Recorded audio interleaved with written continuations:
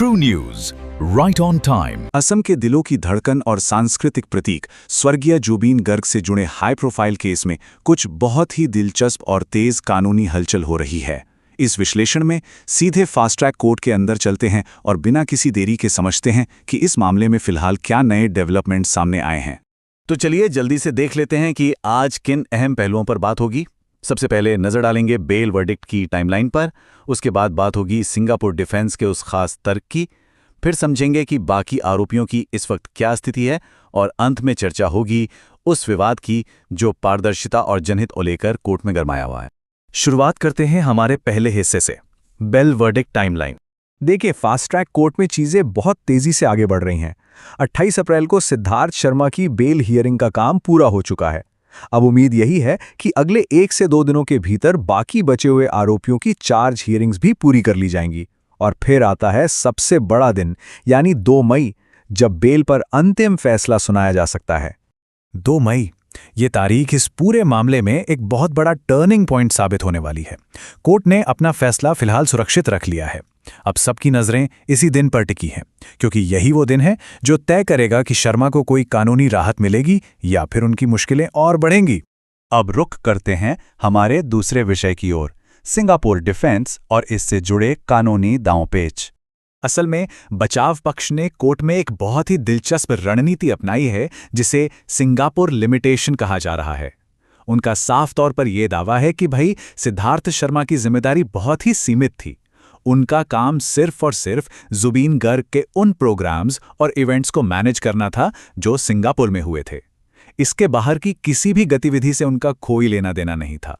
लेकिन कहानी इतनी सीधी नहीं है। यहां दोनों पक्षों के बीच एक बड़ा टकराव देखने को मिल रहा है, जहां एक तरफ डिफेंस शर्मा की भूमिका को केवल सिंगापुर तक सीमित बता रहा है, वहीं प्रोसिक्यूशन ने यानी अभियोजन पक्ष ने इस दावे को सिरे से खारिज कर दिया है और कोर्ट के सामने अपनी कड़ी आपत्ति दर्ज कराई है। खैर, इस पूरे सीमित भूमिका वाले विवाद पर दोनों तरफ की बहस आधिकारिक रूप से पूरी हो चुकी है। कोर्ट ने दोनों पक्षों के तर्क बहुत ध्यान से सुन लिए हैं।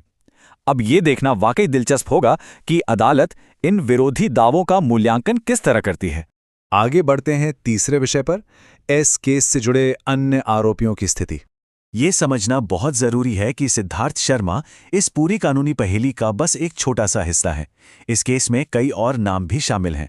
जहां शर्मा 2 मई के फैसले का इंतजार कर रहे हैं, वहीं नंदेश्वर बोरा और परेश बैशी की चार्ज हियरिंग्स पूरी हो चुकी हैं।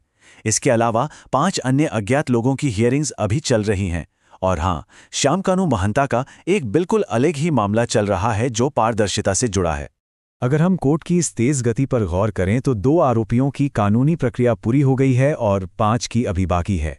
कानूनी जानकारों का भी यही मानना है कि फास्ट ट्रैक कोर्ट जिस स्पीड से काम कर रही है, उसे देखते हुए इन बचे हुए 5 लोगों की सुनवाई भी अगले 1-2 दिन में ही सिमट जाएगी। और अब आते हैं हमारे चौथे और अंतिम विषय पर, पारदर्शिता बनाम जनहित। मुख्य केस से थोड़ा हटकर श्यामकानू मेहता के डिफेंस वकील ने कोर्ट में एक बहुत ही गंभीर मुद्दा उठाया है। उनका सवाल यह है कि अदालत के बंद कमरों में चल रही कार्यवाही की बारीकियां बाहर पब्लिक डोमेन में क्यों और कैसे आ रही हैं। उन्होंने इस तरह से जानकारी के बाहर आने पर कड़ी आपत्ति जताई है। ये पूरा मामला एक तरह से निजता और पारदर्शिता के बीच की जंग बन गया है। डिफेंस का तर्क है कि एक प्रतिवादी की प्राइवेसी और उसकी निष्पक्ष सुनवाई का अधिकार सुरक्षित रहना चाहिए। वहीं इसके बिल्कुल उलट प्रोसिक्यूशन ने स्पष्ट किया है कि कोई भी संवेदनशील या गोपनीय जानकारी लीक नहीं की जा रही है, बल्कि सिर्फ वही बातें बताई जा रही हैं जो जरूरी हैं। और इस पर प्रोसिक्यूशन ने जो जवाब दिया वो काफी भावुक करने वाला है। उनका कहना है कि जुबीन असम की जनता के हैं, इसलिए जनता को इस केस के हर एक डेवलपमेंट के बारे में जानने का पूरा हक है। ये बयान अपने आप में ये साफ करता है कि जब बात किसी इतने बड़े सांस्कृतिक प्रतीक की हो तो जनहित और पारदर्शिता कितनी अहम हो जाती है।